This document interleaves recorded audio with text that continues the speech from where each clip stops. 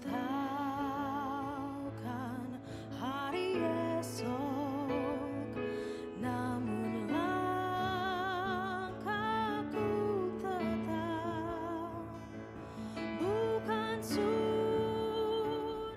Shalom, selamat pagi sidang jemaat yang dikasihi Tuhan Yesus Kristus. Pada pagi hari ini, Minggu 24 Mei, kita akan merenungkan khotbah saya yang di bawah tajuk peranan Roh Kudus sebagai equiper dalam kehidupan kita orang percaya. Pada minggu yang lepas saya sudah menyampaikan kepada kita tentang peranan Roh Kudus sebagai dynamisator. Dalam hal ini saya menyampaikan kepada kita bagaimana fungsi Roh Kudus itu di dalam kehidupan kita sebagai orang percaya, menjadi dynamisator yang memberikan semangat bagi kita. Hari ini saya ingin membawa kepada kita suatu topik. Roh Kudus itu berfungsi juga selain sebagai inspirator dan dynamisator dan juga equiper. Apa maksudnya? Ya, nanti saya akan terangkan kepada kita bagaimana dia begitu pentingnya dalam kehidupan saudara dan saya berperan agar apapun yang kita jalani dalam pelayanan kita, senantiasa Roh Kudus inilah yang berperan dalam setiap kehidupan kita sehingga pelayanan kita boleh maju. Saudaraku yang dikasihi oleh Tuhan Yesus, untuk membahas topik kita peranan Roh Kudus sebagai equiper, kita akan lihat sedikit tentang etimologi tema tersebut. Dan kedua, apa fungsi dan peranannya dalam kehidupan saudara dan saya. Dan kesimpulan, 3 perkara saja yang saya selalu ingin bawakan kepada kita supaya kita senang melihat bagaimana renungan kita ini, khotbah ini boleh memberikan semangat kepada kita meskipun kita berada di dalam minggu yang keberapa sekarang ini dalam menjalani PKP kita ini. Nah, saudara-saudaraku, untuk membahas tema tersebut, saya membawa kita untuk mengerti dulu arti daripada tema yang saya akan sampaikan. Saudara-saudara, pertama saya sudah jelaskan kepada saudara tentang apa arti peranan. Pada minggu kemarin saya sudah menjelaskan arti peranan itu merupakan satu pegangan, pedoman. Jadi itu menyangkut dengan wewenang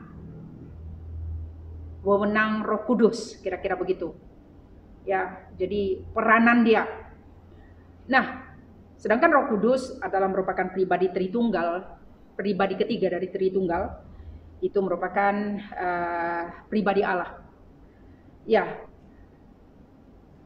pada 2 hari yang lepas atau 3 hari yang lepas ya, hari Kamis yang lalu, kita telah saya sudah membuat rema kepada saudara, yaitu tentang kepentingan, makna Tuhan Yesus naik ke sorga.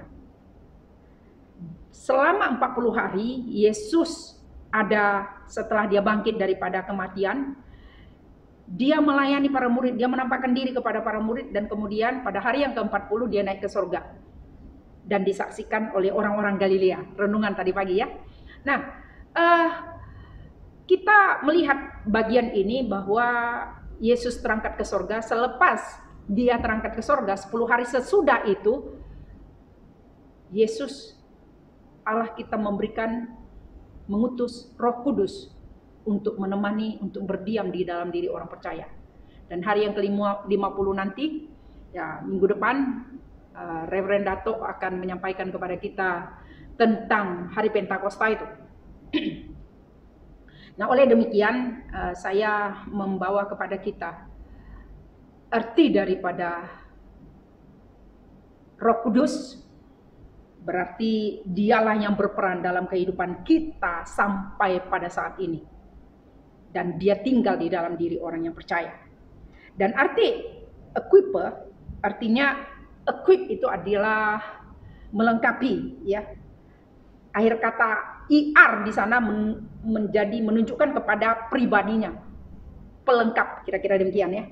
Jadi kalau lebih sesuai kata-kata yang saya equip, orang yang melengkapi itu adalah pribadi, itu adalah pelengkap atau pelatih. Jadi dialah yang berfungsi untuk melatih, melengkapi kita dalam diri kita. Roh Kudus yang tinggal di dalam diri kita sebenarnya adalah merupakan pelengkap atau melengkapi diri kita untuk guna melakukan rencana dan kehendak Allah. Nah, paling setidak-tidaknya peranan Roh Kudus sebagai equiper, kita tahu bahwa Roh Kudus ingin supaya kita mampu dilengkapinya untuk dapat diberdayakan sesuai dengan kehendak Allah bagi kehidupan kita. Oke. Sekarang saya ingin membawa kepada kita tentang peranannya dan fungsinya sebagai equiper. Yang pertama adalah Roh Kudus itu melengkapi kita dengan karunia-karunia untuk melayani. Jadi yang pertama adalah peranan Roh Kudus sebagai equiper itu adalah untuk melayani. Yang kedua, peranan Roh Kudus melengkapi kita itu untuk memenuhi kehendak Bapa. Dan yang ketiga, peranan Roh Kudus melengkapi orang percaya itu untuk menjadikan kita sebagai orang percaya serupa dengan gambar anaknya, yaitu Yesus Kristus. 3 perkara ini saja. Kita akan melihat satu persatu apa peranannya dalam kehidupan saudara sebagai pelengkap yang melengkapi kita dalam pelayanan. Ya, mari kita baca dulu 1 Korintus pasal 12, yaitu 1 Korintus pasal 12. Karena Roh Kudus ini melatih kita untuk melengkapi kita untuk melayani, maka Dia melengkapi kita dengan karunia-karunia rohani. Mari kita baca 1 Korintus 12 ayat 4. Ada rupa-rupa karunia, tetapi satu roh. Dan ada rupa-rupa pelayanan, tetapi satu Tuhan. Dan berbagai-bagai perbuatan ajaib, tetapi Allah adalah satu yang mengerjakan semuanya dalam semua orang.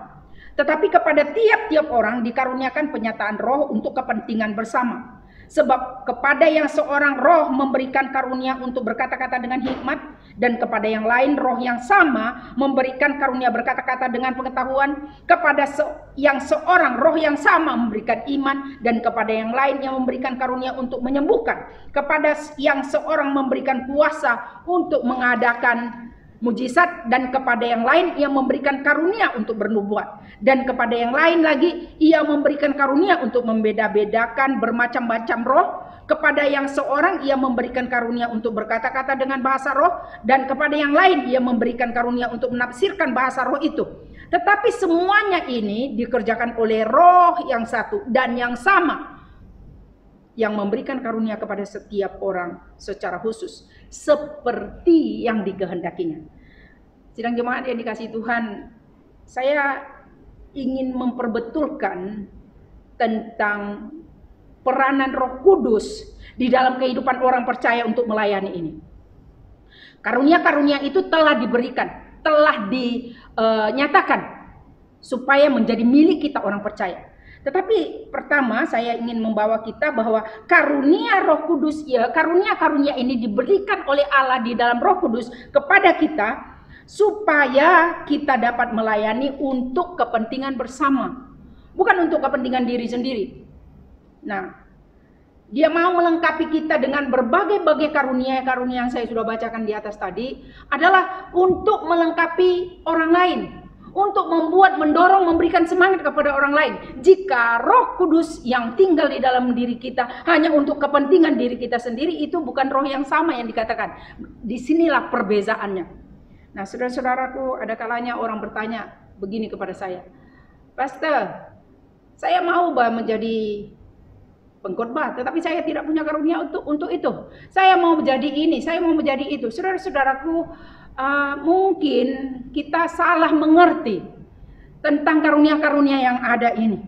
Sehingga apabila kita diberikan oleh Allah karunia itu, sebenarnya tujuan Tuhan memberikan karunia itu untuk kepentingan orang, bukan untuk kepentingan diri. Supaya Anda mungkin ya terkenal dan sebagainya, kau mau memaksakan diri kamu sebagai pengkhotbah pun salah juga tujuan itu. Karena Tuhan memberikan kepada kita masing-masing karunia sesuai dengan kehendaknya. Namanya karunia, Bah. Ya. Ada kalanya orang ingin mau memiliki karunia-Nya ini, kenapa dia boleh banyak ya karunia-Nya ya? Rasa-rasanya saya mau memiliki banyak, bah, katanya ya. Nah, saudara-saudaraku, Tuhan menghendaki, sebenarnya Tuhan memberikan karunia itu kepada kita bukan tujuannya untuk membuat kita jadi sombong, bukan. Itu bukan kepentingan bersama lagi. Tujuan Tuhan memberikan karunia itu kepada kita supaya bagaimana melalui kita orang lain dapat diberkati. Kira-kira demikian. Saudaraku, dalam hal ini dikatakan di dalam ayat yang ke-7, tetapi kepada tiap-tiap orang dikaruniakan penyataan roh untuk kepentingan bersama. Lagi-lagi saya harus tekankan kepada kita, puji Tuhan lah kalau kita memiliki karunia-karunia yang ada. Tentu karunia itu pasti berbeda, tidak ada yang boleh sama. Ya, karena kalau semuanya kita sama kan, rasa-rasanya semuanya melakukan pekerjaan yang sama saja, semuanya. Tak ada yang berbeza, tak unik lagi. Ya, jadi semua apapun yang Tuhan percayakan kepada kita, karunia apapun dia, mari kita kembangkan itu dengan baik dan kita jaga untuk kemuliaan bagi nama Tuhan. Yang kedua, dalam bagian yang pertama dikatakan di sini, Roh Kudus berperan untuk melengkapi orang percaya untuk melayani. Jadi yang pertama tadi saya berkata, Allah menugaskan Roh Kudus untuk memberikan kepada kita, melengkapi kita dengan karunia-karunia rohani tadi. Tujuannya supaya kita dapat melengkapi. Tujuannya supaya kita memperkaya orang lain, memberikan semangat kepada orang lain. Nah, pertanyaannya adalah, siapa di antara kita yang belum mengetahui karunia apa yang Tuhan berikan kepadanya? Ya, kalau Anda sampai di usia yang saat ini telah menjadi anggota gereja BM, Anda tidak pernah tahu apa yang karunia yang Tuhan berikan kepada saudara, karunia Anda. Selepas PKP boleh datang beramai-ramai jumpa saya lah, supaya Anda tahu di mana letaknya, supaya Anda memaksimalkan karunia yang ada pada Anda untuk melayani Tuhan. Ada amin? Ya, saya berharap nanti selepas PKP ini bolehlah kita berjumpa satu dengan yang lain. Tolong doakan saya, Pastor. Karunia yang saya miliki ini, betulkah karunia ini? Ya, kalau Anda masih ragu-ragu, datanglah kepada saya untuk meyakinkan, mengkonfirmasikan bahwa karunia yang Tuhan berikan kepada kita memang berbeza, tetapi mari kita menggunakannya untuk memberkati orang lain. Yang kedua,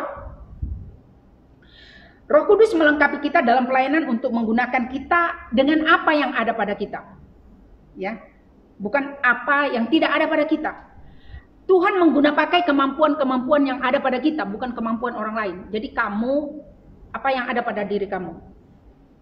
Ya, saya teringat waktu Tuhan memanggil Musa, Tuhan hanya bertanya, apa yang ada pada kamu? Tongkat, dia cakap. Gunakan itu untuk melayani. Artinya Tuhan tidak menggunakan kita kalau itu tidak ada dalam kapasiti kita. Kalau itu bukan kapasiti Anda, Tuhan tidak akan menggunakan Anda di luar kapasiti Anda. Memang kapasiti Anda yang Tuhan pakai. Jadi masalahnya sekarang adalah gunakan kapasiti kita untuk melayani Tuhan. Sehingga kapasiti itu akan menjadi besar apabila kita bersedia terbuka kepada pimpinan Roh Kudus untuk dilengkapinya. Nah, saudara-saudaraku yang dikasihi Tuhan, dalam 1 Korintus pasal 12 itu tadi telah dinyatakan berbagai-bagai karunia ya. Roh yang sama, roh yang satu. Dia memberikan hikmat, dia memberikan pengetahuan, dia menyembuhkan, dia memberikan iman dan sebagainya. Artinya kepelbagaian itu merupakan kesenangan bagi Allah. Tuhan suka yang beragam itu. Jadi itu sebabnya saya sungguh bersyukur karena Tuhan memberikan Anda boleh melayani di sini sebagai dancer, sebagai pemusik, sebagai singers. Ya, saya baru menyanyi tadi. Menyanyi pun suara saya agak serak-serak basah. Saya takut suara saya ini tidak muncul. Dalam arti kata, mari kita guna pakai apa yang ada pada kita. Memang menyanyi itu pun adalah karunia juga. Ada orang yang menyanyi suaranya nggak bagus-bagus sangat, tetapi apabila itu dia menyanyi untuk Tuhan, ya lakukanlah itu untuk kemuliaan Tuhan. Dalam arti kata kita melayani Tuhan dengan cara itu. Saudara-saudara, saya juga terinspirasi dengan saudara dalam kitab Kisah Rasul, seorang wanita yang bernama Dorcas. Dia hanya ada jarum dan benang, tetapi dia guna pakai apa yang ada pada dia untuk melayani para janda-janda di Yope. Ketika dia mati, semua para janda-janda Yope datang menunjukkan pakaian-pakaian mereka kepada Petrus. Oh, ini yang dia bagi. Orang melihat apa yang telah dilakukan oleh seorang Dorcas ketika dia melayani hanya dengan jarum dan benang. Saudara, ya kalau kamu melayani dengan cara kamu, ya ada orang yang hanya boleh buat makanan yang enak tuh. Ya, saya tengok kamu posting selama PKP ini, wow, makanan-makanan yang begitu menggairahkan. Wow, tak pernah tahu saya kamu boleh memasak seperti itu. Tetapi waktu PKP semua dia buat itu makanan-makanan itu begitu menyelerakan, saudara. Wow, kalau lah nggak PKP saya datang jumpa kamu untuk makan bersama dengan kamu. Tapi saudaraku, mari kita guna pakai apa yang ada pada kita untuk melayani Tuhan. Sehingga Tuhan senang dengan kemampuan yang ada pada kita, kapasiti yang ada pada kita, kita guna pakai untuk kemuliaan nama Tuhan. Saudara-saudaraku, 1 Petrus 4 ayat 10 mengatakan begini. Layanilah seorang akan yang lain sesuai dengan karunia yang telah diperoleh tiap-tiap orang sebagai pengurus yang baik dari kasih karunia Allah. Artinya, kita harus melayani Tuhan, mengguna pakai apa yang ada pada kita untuk kepentingan orang. Kalau kamu Tuhan berikan berkat Tuhan yang besar, engkau melayani dengan uang kamu, dengan harta kamu, dengan apa yang ada padamu, itu merupakan kesukaan bagi Allah. Saudara-saudara, mari kita, karena Roh Kudus yang memperingatkan itu kepada kita masing-masing untuk melayani dengan apa yang ada pada kita. Saya berharap meskipun PKP ini tidak membuat kita boleh beribadah. Saya dikirimkan saudaraku dari Indonesia. Wah, satu senarai. Banyaknya gereja-gereja mengalami kemerosotan. Dalam arti kata mungkin berapa bulan yang akan datang gereja ini akan tutup. Oleh karena apa? Keuangan mereka semakin merosot. Sementara seperti kita nih, kita mesti sewa gedung.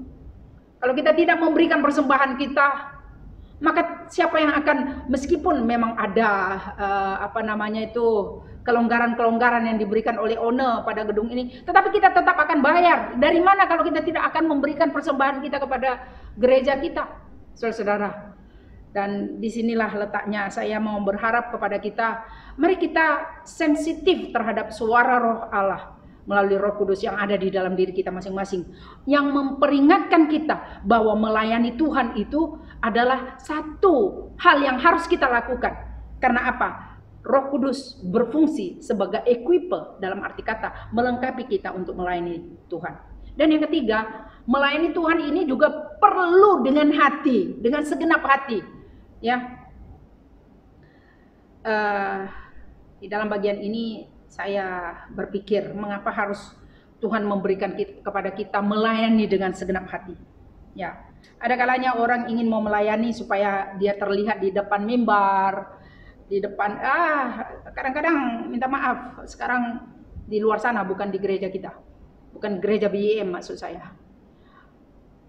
Diundang orang yang bukan motivator saja ya, cerita-cerita yang bukan Injil. Sekarang sudah mengalami kemerosotan demi kemerosotan. Mimbar Tuhan menjadi arena arena lelucon senda gurau. Ya, bukan lagi untuk menceritakan, memberitakan Injil yang adalah kebenaran Allah. Tetapi saudaraku, saya berharap kita tetap konsisten untuk memberitakan firman Tuhan dari mimbar ini. Karena apa saudaraku, ada kalanya orang lain ingin dikenal dengan menggunakan pakai mimbar Tuhan untuk melayani katanya, tetapi tidak segenap hati. Ketika dia mulai ada tantangan, ada hambatan, ada cabaran, ya Karena dia tidak melayani dengan segenap hati, maka dia mungkin ya pindah aja, kalau nggak mau lagi kamu silakan, saya boleh pindah kemana-mana saja. Saudara-saudaraku, inilah orang-orang yang sedang berada, yang mau melayani bukan dengan hati.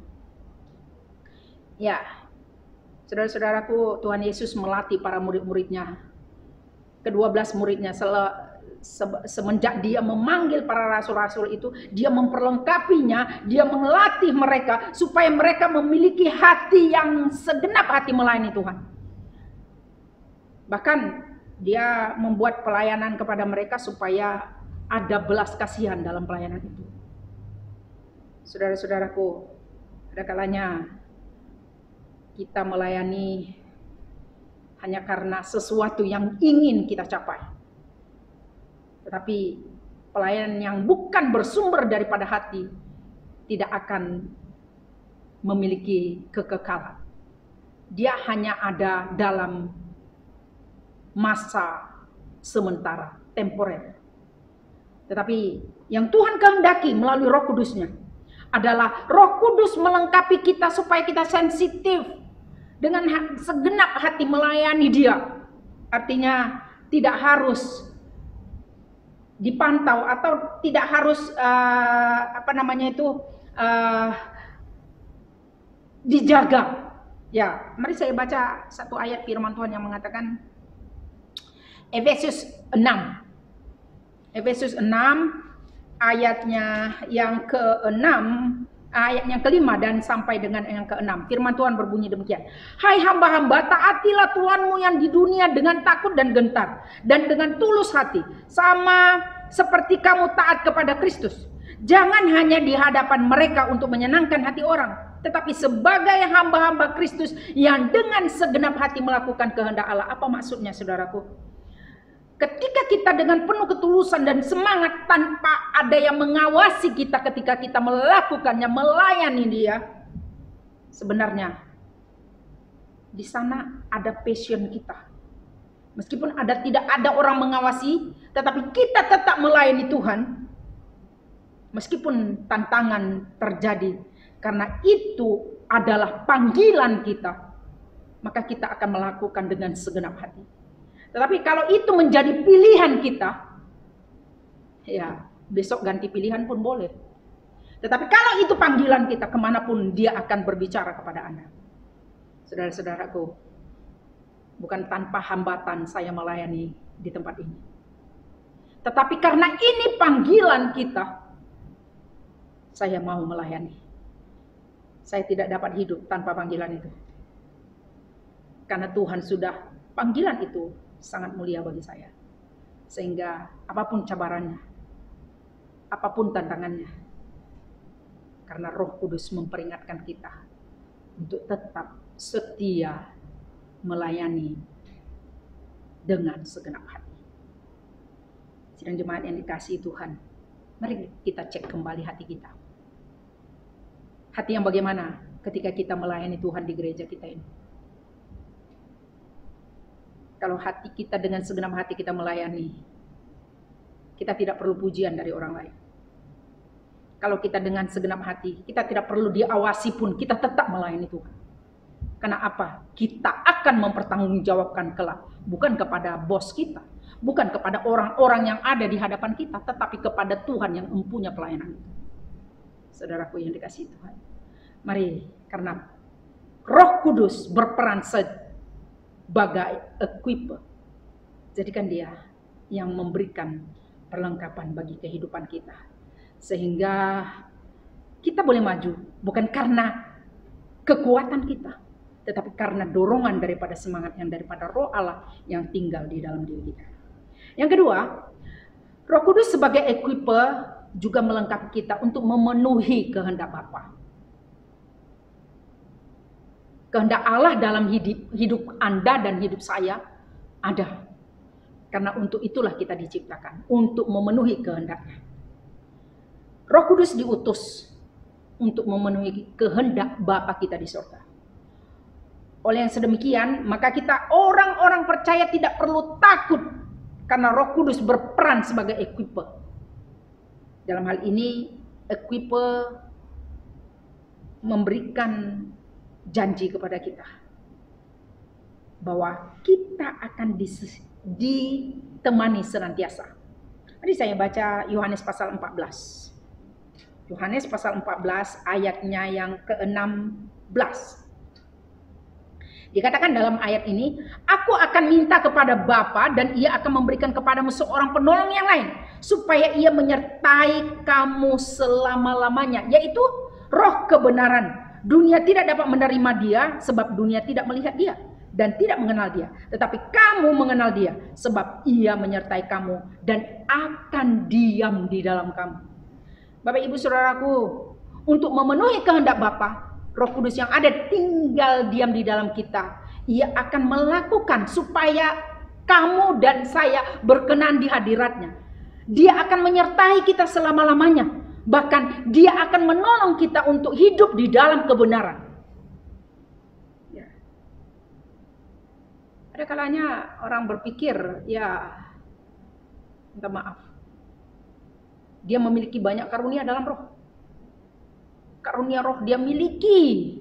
Wow, mungkin dia lebih kaya lagi daripada saya yang memiliki hanya beberapa karunia. Tetapi, saudara-saudaraku, kalau orang yang hidup dipimpin oleh roh, mesti dia taat kepada firman Tuhan. Ya, apa kata firman Tuhan? Tetapi kalau orang yang hidup di dalam roh, dia katakan, tetapi dia tidak tahu firman Tuhan dan tidak hidup di dalam firman Tuhan, saya ragu-ragu orang itu hidup di dalam roh atau yang lain. Nah, mendeteksi seseorang yang hidup dipimpin oleh roh hanyalah Alkitab, yang adalah firman Allah, kebenaran Allah. Bagaimana hidupnya? Ya, belakangan ini banyak orang yang bagi saya aneh juga, naik turun surga, berbicara tentang hal-hal yang hebat, tentang COVID pun ya nggak usah saya cerita lah. Banyak betul orang kirim sama saya. Tetapi kadangkala kita jadi ragu, keraguan timbul. Tetapi saya tak perlu terlalu banyak berpikir tentang hal-hal yang seperti itu. Untuk mendeteksinya, seseorang itu dipenuhi roh, kita lihat apakah dia taat kepada firman Allah. Bagaimana kehidupannya, buahnya, itu akan terlihat. Meskipun kita mungkin memiliki banyak segudang karunia, tetapi apabila kita tidak taat kepada pimpinan roh, tidak taat kepada firman Allah yang adalah kebenarannya, saudara, saya ragu. Ada banyak pengalaman yang saya lakukan, yang pada tahun lepas saya melayani. Orang itu berkata,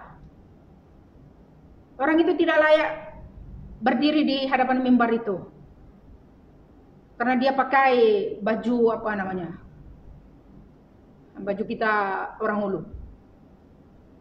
Tidak boleh, ada macam-macam lah.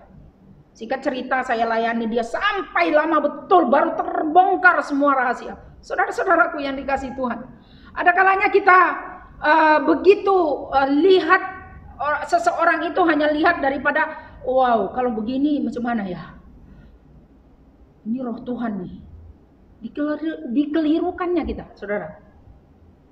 Pelayanan-pelayanan seperti ini ada kalanya membawa kita kepada satu persepsi. Ya, Tuhan pakaikah orang-orang seperti ini apa tidak? Hanya karena pakaiannya, hanya karena apanya? Ya, saya berpikir, saya tak mau judge, tetapi saya mau membawa kepada kita satu kebenaran firman Tuhan. Kalau Roh Kudus melengkapi kita, dia akan melengkapi kita dengan firman-Nya. Kita memenuhi kehendak Bapa di sorga melalui mentaati firman-Nya. Tidak ada yang boleh bercanggah, ya, tidak boleh bercanggah. Kehidupan suami istri, ya, ada kalanya dia bergaduh setiap hari kepada suami istri bergaduh, tetapi wah, kalau di mimbar Tuhan seolah-olah bagus betul. Rasa-rasanya kesaksian orang ini macam mana ya? Kita ragu, bukan? Bagaimana kata orang itu, bagaimana keluarganya, kita akan lihat. Dan kita kembali. Ya. Karena apa? Firman Tuhan tidak pernah bercanda. Karena firman Tuhan, Roh Kudus akan memberikan kita kesensitifan untuk mentaati firman Tuhan. Saya ingin bacakan kepada saudara di dalam ayat ini, Roh Kudus melengkapi kita supaya kita taat kepada firman Tuhan. Ayat yang ke-15 dari Yohanes pasal 14 tadi, jikalau kamu mengasihi aku, kamu akan menuruti segala perintahku. Itu persyaratannya, saudara. Syaratnya adalah firman Tuhan. Ketundukan kamu, saya sebagai istri harus tunduk kepada suami, itu harus jelas. Anda boleh tanya suami saya, ketundukan kita kepada suami harus juga betul. Jangan sampai saya boleh saja berbicara sebagai hamba Tuhan, suami saya pun hamba Tuhan, bukan. Tetapi bagaimana kita mengimplementasikan firman Tuhan ini secara nyata, tidak hanya sekedar di mimbar Tuhan ini saya berbicara, tetapi tanpa ada tindakan yang benar. Ya, saudara-saudaraku yang dikasihi Tuhan.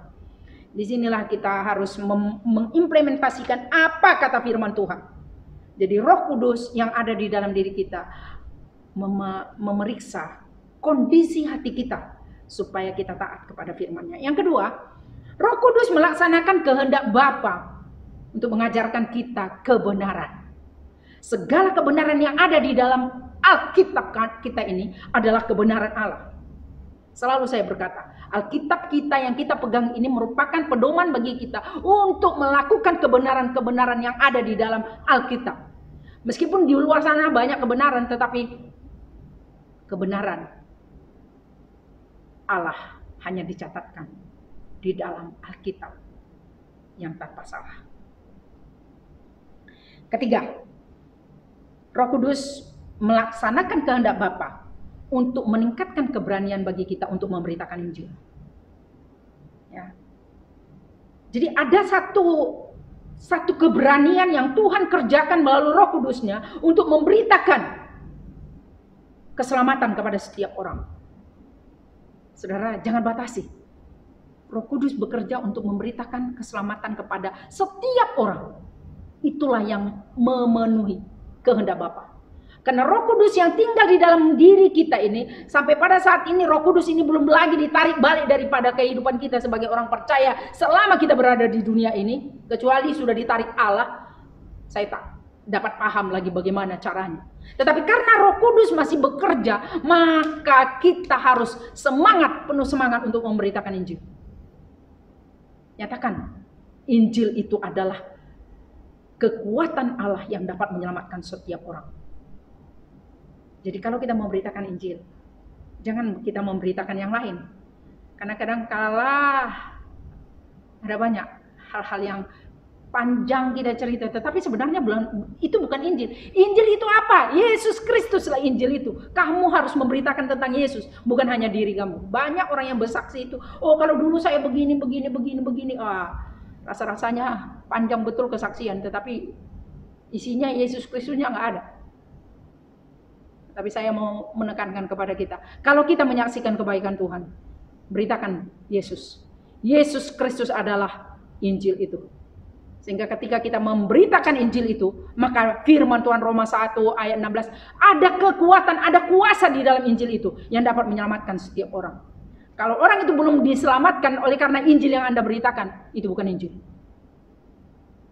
Saudaraku, mari kita melihat kembali kepada Injil yang adalah kebenaran Allah. Sehingga kehendak Bapa, Roh Kudus berperan dalam diri saudara dan saya untuk melengkapi kita untuk melakukan kehendak Bapa. Yang terakhir, Roh Kudus sebagai equiper, dia berperan untuk melengkapi kita untuk serupa dengan Kristus. Ya. Keserupaan kita adalah serupa dengan Kristus. Saya ingin membacakan Roma 8 ayat 29 ya. Ya, ini merupakan satu firman Tuhan yang sungguh-sungguh menjadi memperingatkan saya secara pribadi supaya saya fokus kita adalah untuk memiliki keserupaan seperti gambaran anaknya. Ayat 29 berkata, sebab semua orang yang dipilihnya dari semula, mereka juga ditentukannya dari semula untuk menjadi serupa dengan gambaran anaknya, Yesus Kristus. Jadi kita dipanggil, dipilih, ditetapkan untuk serupa seperti Kristus. Jadi Roh Kudus itu tinggal di dalam diri kita supaya kita boleh melakukan, supaya kita diberikan sesuatu yang sensitif dalam kita, karena Tuhan tidak mau, Allah itu adalah Allah yang kudus, sehingga kita tidak boleh bercampur dosa dengan kekudusan Allah. Ya, sehingga Roh Kudus harus berfungsi, harus melengkapi kita untuk memberi kepada kita kehidupan kita yang kita jalani adalah harus menyerupai serupa dengan Kristus. Dalam hal ini keserupaan yang bagaimana? Karakter dia, sifatnya. Ya. Sifat Allah itu ada dua. Sifat semula jadi dia, Anda tidak boleh punya itu.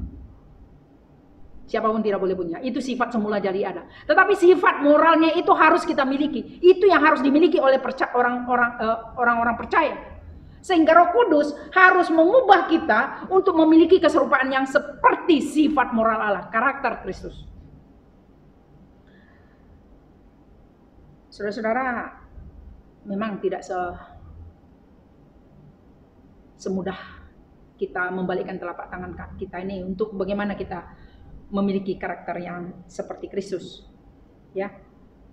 Tapi Roh Kudus yang menjadi penolong, yang menjadi penghibur, yang menjadi kekuatan, yang melengkapi, equiper untuk menolong kita untuk sampai kepada keserupaan itu. Bagaimana untuk memperoleh keserupaan itu, Pastor? Oke. Memang kita harus dibentuknya. Ada pembentukan di dalamnya. Ya. Kita harus berani meninggalkan manusia lama kita. Ya. Paulus selalu berkata, manusia lama itu tak berkenan kepada Allah. Ya. Jadi segala bentuk-bentuk manusia lama kita yang masih belum kita tanggalkan, saudara, sampai kapanpun kita tidak akan pernah boleh memiliki keserupaan seperti Kristus. Karena hanya Roh Kudus yang memperingatkan kita untuk menanggalkannya. Segala hal-hal yang tak berkenan di hadapannya. Coba cek hati kita. Ketika kita datang di dalam pekerjaan kita, di dalam pelayanan kita, di dalam apa saja pun yang kita lakukan, baik itu berbisnis atau apa saja. Mari kita cek hati kita. Karena hanya yang memberikan, mendeteksi menyaring dia, hanyalah Roh Kudus yang tinggal di dalam diri kita. Dia akan melengkapi kita, dia akan memberikan kesensitifan. Kalau itu masih menyangkut dengan tindakan manusia lama kita, maka kita tak berkenan di hadapan Tuhan. Karakter inilah yang harus kita ubah. Dan kita harus menyerupai seperti karakter Kristus. Yang kedua, bagaimana caranya? Mari kita ubah pikiran kita. Roh Kudus tidak dapat bekerja sendiri tanpa kita rela untuk dibentuknya. Roh Kudus tidak membuat kita seperti robot, ya macam tarik saja, no. Tetapi kita harus rela, mungkin sesuatu itu yang membentuk kepribadian kita, maka kita rela. Mungkin sesuatu yang rasa-rasanya selama ini udah bertahun-tahun kamu hidup di dalam hal yang seperti itu, yang menduka citakan hati Tuhan, tetapi kamu masih berharap untuk boleh meninggalkannya. Hanya Roh Kudus yang kita boleh nyatakan, berfungsilah engkau di dalam hatiku Tuhan untuk mengubah pola pikir saya yang lama ini, saya mau buang. Ya. Mari kita dengan rela hati bersedia untuk diubahnya. Karena Roh Kudus hanya mau bekerja dengan orang yang bersedia bekerja sama dengan dia. Roh Kudus tidak mau bekerja kalau Anda tidak sedia bekerja sama dengan dia. Hanya orang-orang yang mau bekerja sama dengan Roh Kudus, dia akan dimurnikan untuk memiliki keserupaan dengan Kristus. Yang ketiga, kembangkanlah karakter Kristus. sifatnya. Ya, seperti yang saya katakan itu tadi, sifat moral Allah. Ya, dia kudus, dia maha kasih. Kasihnya, kesetiaannya, ada banyak sifat-sifat moral yang dimiliki oleh Kristus yang harus menjadi bagian dalam kehidupan kita. Itu harus terpancar, kita kembangkan sehingga kita sedang menuju kepada karakter Kristus itu melalui perubahan demi perubahan dan karakter demi karakter kita dibentuknya untuk memiliki keserupaan. Ya. Ada kalanya orang berkata, berdoa, Tuhan berilah aku kesabaran. Sabar. Tetapi apabila dia sedang pagi tadi dia berdoa, Tuhan berikanlah aku kesabaran supaya aku sabar, menjadi orang yang sabar dan rendah hati. Ketika dia berada di dalam di dalam jeraya sana, ya, dia tidak sabar, sehingga ada banyak orang hondia dan dia pun marah. Saudara-saudara, kita akan mengimplementasikan apa yang kita doakan. Ketika mungkin kita mulai tergesek oleh orang-orang tertentu berada di sekitar kita, maka kita akan, disitulah wujud firman Tuhan itu sedang berlaku. Firman Tuhan di dalam kitab Amsal berkata, besi menajamkan besi, manusia menajamkan sesamanya. Pergesekan demi pergesekan terjadi di antara kita sebenarnya untuk menajamkan setiap pribadi kita. Roh Kuduslah yang dapat menolong kita, melengkapi kita untuk mengembangkan karakter Kristus melalui kebiasaan-kebiasaan yang kehidupan kita menuju kepada kesempurnaan. Saudara-saudaraku, mungkin di dalam selama ini kita dalam pelayanan yang ada bersama dengan gereja kita BM Glory, Roh Kudus ini bekerja di dalam diri kita. Tetapi ada kalanya kita padamkan suara roh itu. Sehingga kita tidak lagi, kalau kita sudah memadamkan, dia tak berkarya dalam hidup kita. Bukan Roh Kudus tak ada di dalam diri Anda. Roh Kudus senantiasa ada di dalam diri orang percaya. Apabila ketika dia telah dibaptiskan dan dia berkata, "Adakah engkau sudah percaya kepada Allah Bapa, Anak-anak dan Roh Kudus?" Ya, kamu baptiskan di dalamnya. Allah Bapa, Allah Anak, Allah Roh ada di dalam diri kita. Itu sebabnya saudaraku, mari kita fungsikan dia. Karena Roh Kudus belum ditarik-barik daripada kehidupan kita dari dunia ini. Sehingga mari kita fungsikan dia melalui karyanya di dalam hidup kita. Kesimpulannya, firman Tuhan saya fungsikan pada hari ini. Roh Kudus sebagai equiper, dia mau melengkapi diri kita. Pertanyaannya, adakah Anda mau hidup untuk dilengkapi? Jika Anda mau hidup untuk dilengkapi, bagi kita semua yang ada di rumah yang mendengarkan firman Tuhan ini, katakan, Tuhan saya mau dilengkapi. Jika Anda mau, nyatakan itu dalam doa Anda sebelum Anda mengakhiri firman Tuhan ini. Yang kedua, Roh Kudus tidak dapat bekerja tanpa Anda menyediakan hati Anda untuk dibentuk. Ketika Anda mau mengatakan, bentuklah hatiku menjadi alat bagimu, artinya Anda sudah bersedia. Roh Kudus akan menolong Anda untuk melengkapi saudara. Maka kesensitifan pun bekerja dalam diri Anda. Anda tidak suka hal-hal yang tidak memuliakan nama Tuhan. Anda akan dipisahkan daripada kehidupan-kehidupan yang tak berkenan di hadapannya. Saya tidak tahu apa yang Anda lakukan selama masa PKP ini. Tetapi kalau itu menyangkut dengan perbuatan dosa, hari ini saya meminta Anda untuk datang di hadapan Tuhan mengakui, saya perlu hati yang bijaksana untuk memilih pilihan yang tepat, untuk melayani Tuhan, untuk memuliakan Tuhan. Dan yang terakhir, bersediakah Anda untuk menggunakan kemampuan Anda?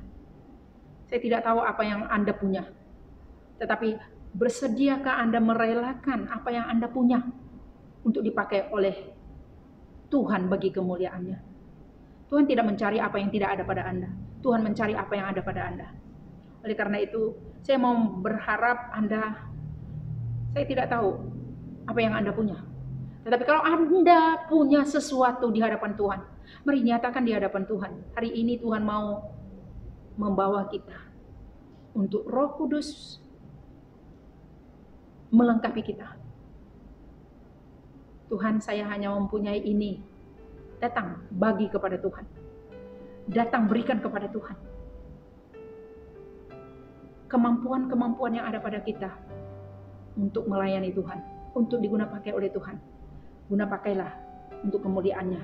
Karena dengan cara itulah kita dibentuk oleh Tuhan dan kita dipakai oleh Tuhan. Tanggalkan segala sesuatu yang membuat Anda jauh daripada Tuhan, supaya Anda memiliki keserupaan seperti Kristus. Mari kita berdoa. Bapa di sorga, Bapa di dalam nama Tuhan kami Yesus Kristus, kami sudah mendengarkan firman-Mu Tuhan. Hari ini seluruh jemaat kami dimanapun mereka berada, kerinduan di hati kami supaya mereka tetap mengalami kuasa-Mu Tuhan di dalam kehidupan kami bersama. Tuhan, kami tahu bahwa Roh Kudus sampai pada saat ini belum ditarik balik oleh Allah. Itu sebabnya kami harus mensyukuri Roh Kudus-Mu yang tinggal di dalam diri kami. Beri kami roh yang sensitif ketika kami tak berkenan hidup kepadamu. Bapa di sorga, biarlah firman Tuhan ini melengkapi kami. Karena tujuan Allah melalui Roh Kudus yang telah Tuhan utus bagi kami untuk melengkapi kami dalam pelayanan, untuk melengkapi kami untuk hati yang rela melayani, hati yang diubah oleh Tuhan, hati yang sungguh-sungguh melayani Tuhan. Bapa di sorga, apapun yang ada pada kami, Tuhan melihat, Bapa, Engkau tahu mungkin sesuatu yang terjadi di dalam diri kami yang kami tidak sebutkan Tuhan. Ada banyak perkara yang terjadi dalam diri kami. Hari ini Tuhan melalui Roh Kudus-Mu, berbicaralah Engkau di dalam diri hati kami masing-masing, supaya kami melakukan kehendak-Mu Tuhan di dalam diri kami. Sehingga Bapa di sorga, segala bentuk-bentuk manusia lama kami ditanggalkan melalui Roh Kudus-Mu memperingatkan kami. Bapa di sorga, hamba berdoa kepadamu Tuhan, Engkau memberkati kami supaya kami memiliki dan akhirnya kami memiliki tujuan supaya kami sanggup dan kami dimungkinkan untuk memiliki keserupaan dengan Engkau. Bentuklah diri kami, mampukanlah diri kami untuk sensitif terhadap suara Roh-Mu. Sehingga Bapa di sorga, kuasa-Mu senantiasa menjadi bagian bagi kami untuk melengkapi diri kami, untuk melakukan kehendak Bapa di dalam hidup kami. Terima kasih Tuhan Yesus, berkati semua sidang jemaat kami dimanapun kami berada. Tuhan, terutamanya Bapa di sorga, kami sungguh bersyukur karena COVID-19 ini semakin hari semakin berkekurangan di dalam negara kami. Kami mensyukuri akan anugerah-Mu. Bapa, kami berdoa supaya mereka yang masih dalam keadaan sakit ini Tuhan, mari Engkau sentuh mereka, Engkau sembuhkan mereka dengan kuasa-Mu. Inilah doa kami. Ya Bapa, kami berdoa, semua jemaat kami BM Glory khasnya dimanapun mereka berada, hamba berdoa kepadamu Tuhan, Engkau melindungi mereka, Engkau menjaga mereka bagaikan biji mata-Mu sendiri. Kalau mereka berada dalam keadaan kekurangan, mari Tuhan Engkau memberkati mereka, karena Engkau tidak pernah jauh daripada mereka. Terima kasih Bapa di sorga, dan biarlah firman-Mu ini menjadi bagian dalam hati kami bersama-sama. Terima kasih Tuhan, kiranya kasih karunia daripada Allah Bapa di sorga, kasih daripada Tuhan kami Yesus Kristus, serta persekutuan Roh Allah yang kudus memberkati kami hari ini sehingga Maranatha. Amin.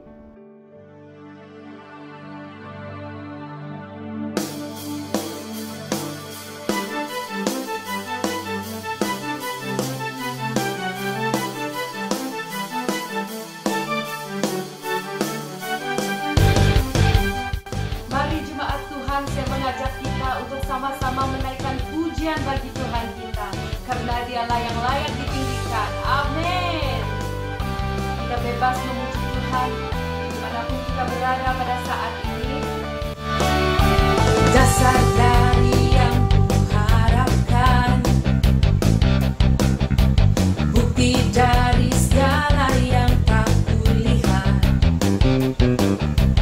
iman berikan kekuatan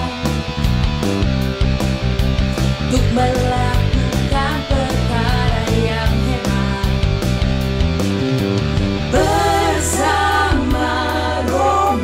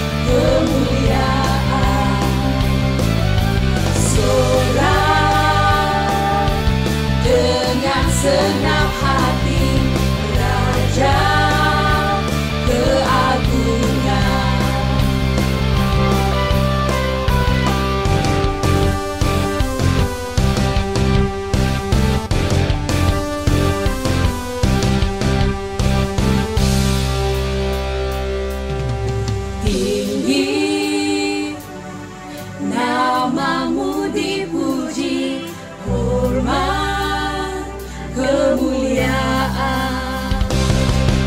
Sorak dengan senang hati, Raja keagungan. Tinggi namamu dipuji, hormat kemuliaan. Sorak dengan senang hati, Raja keagungan. Raja keagungan. Raja keagungan. Raja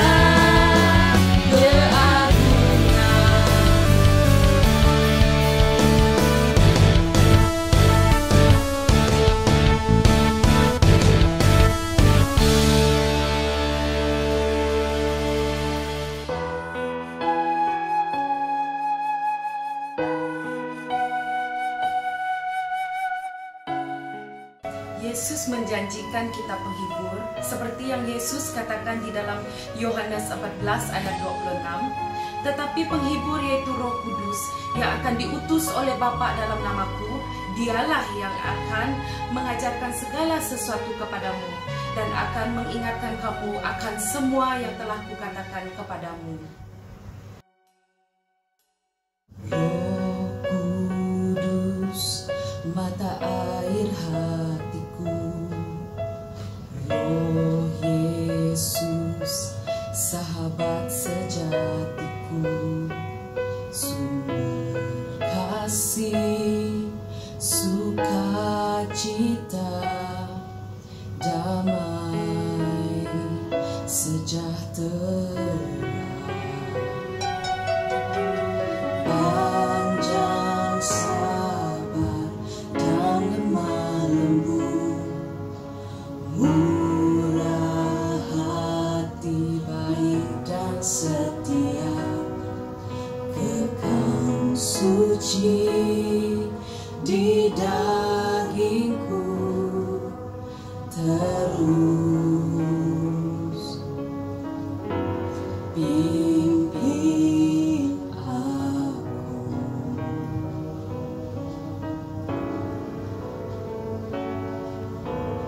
My best friend, Holy Spirit, Holy Spirit,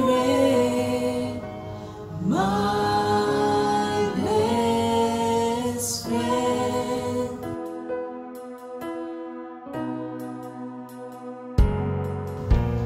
Panjang sabar dan lemah lembut, murah hati, baik dan setia, kekal suci di dagingku terus.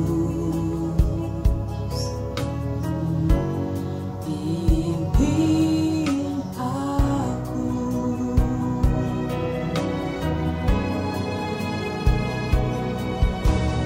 My best friend, Holy Spirit,